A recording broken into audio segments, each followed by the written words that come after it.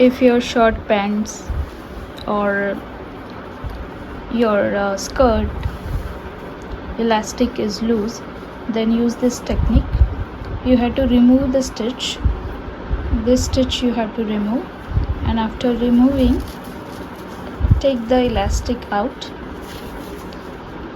After taking the elastic out, you need to cut the elastic and see how much is your measurement, and then take another piece of elastic, stitch this side, half an inch this side and half an inch this side, and again insert it back and then stitch this as it was before. So this is how you have to attach elastics.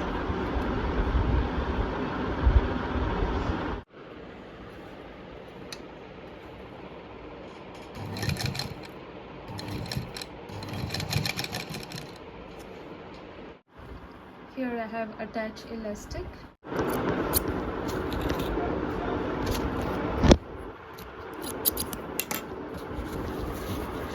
So here we have attached elastic.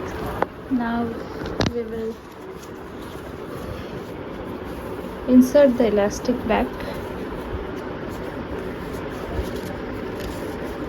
and then we will be stitching this part after inserting completely. So I have inserted the elastic. Now we will stitch this part. That's it you have to do.